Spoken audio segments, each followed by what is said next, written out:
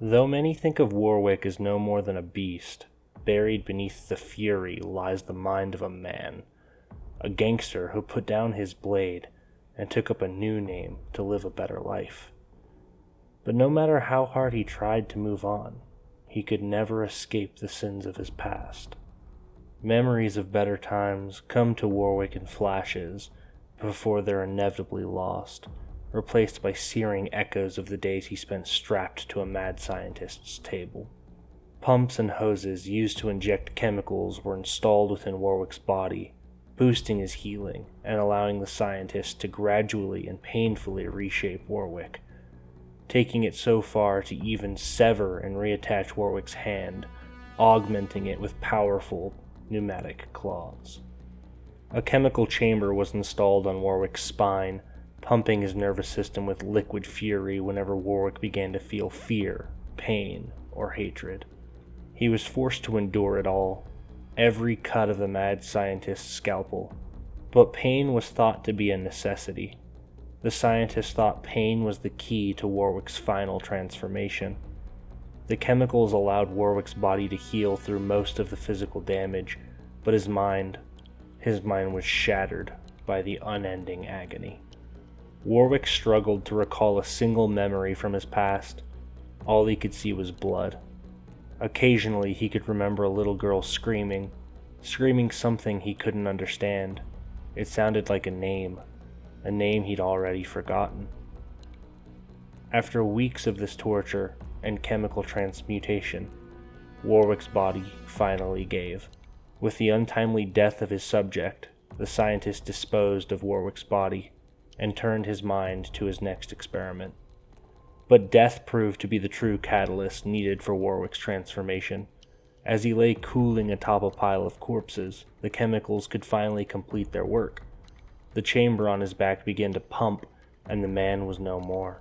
His body contorted unnaturally, bones bending and snapping, teeth growing, sinuses tearing and then healing with a faint alchemical glow. Dead flesh replaced by something new and powerful. By the time his heart started beating once more, the man Warwick had been, and the lives he lived, were gone. He awoke to hunger. Everything hurt. Only one thing mattered. He needed blood. First it was the blood of a nearby dump scrapper rooting through the pile of corpses, and then a priestess of a nearby cult seeking a member of her flock.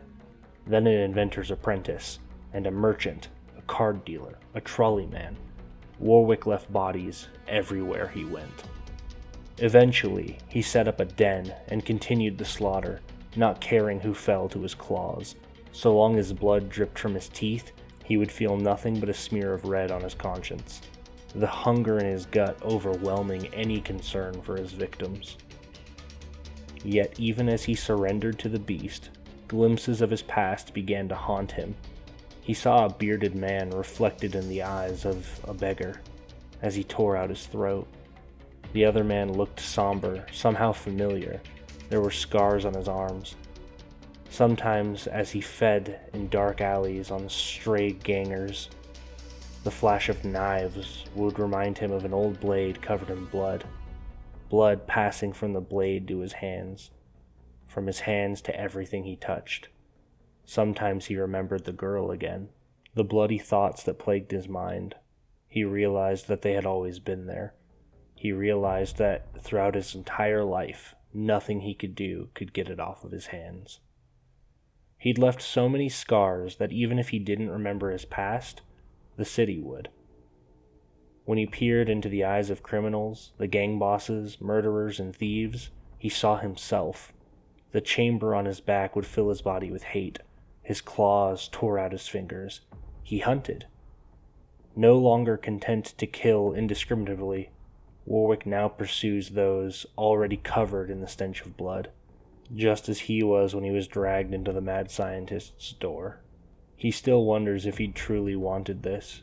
He can't remember details, but he remembers enough to know that the scientist had been right all along.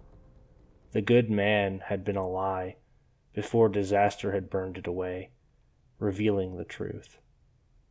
He is Warwick. He is a killer. And there are so many killers left to hunt.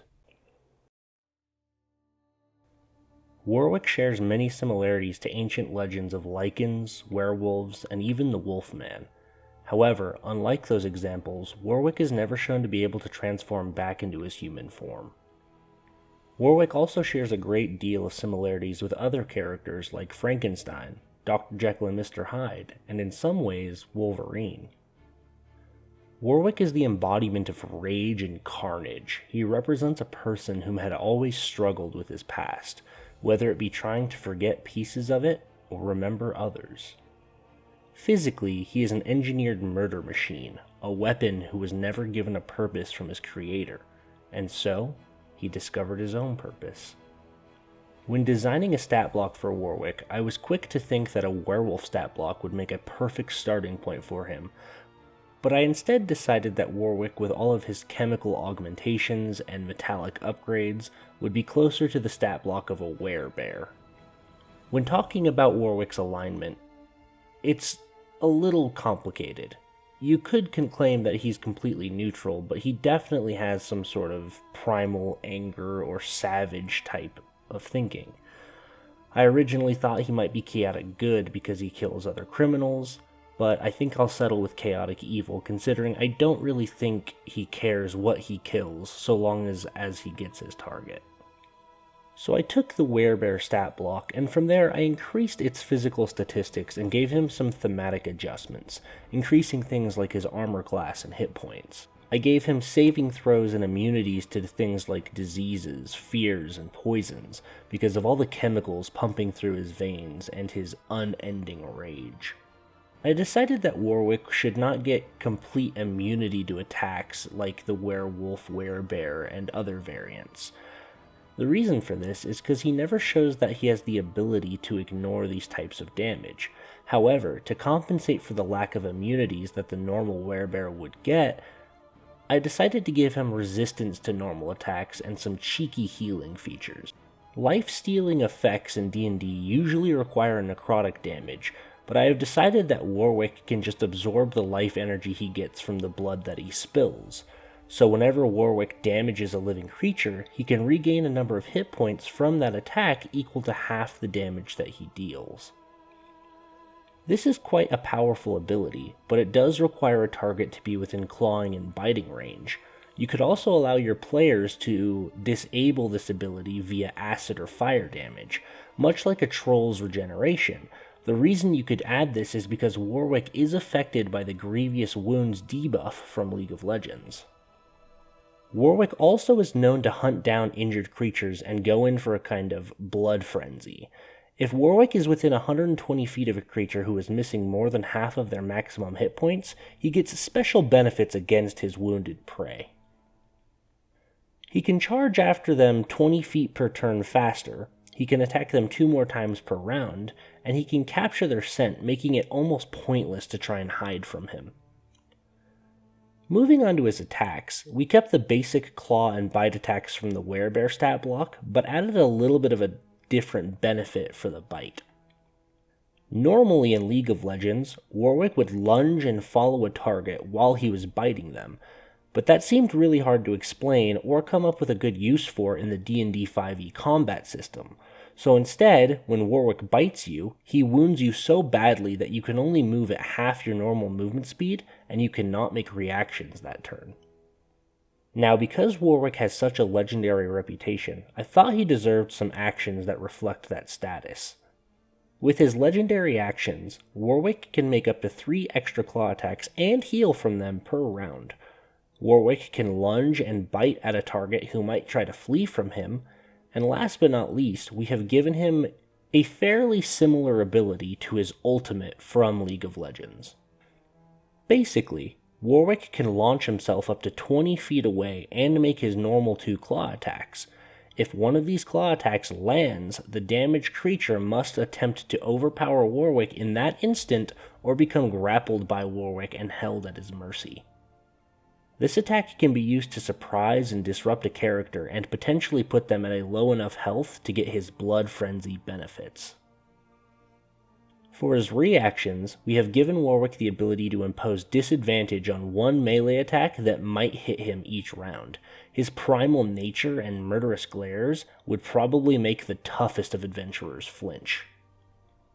And with all these pieces, I think we are able to engineer our own Chemtech nightmare. Thanks for watching.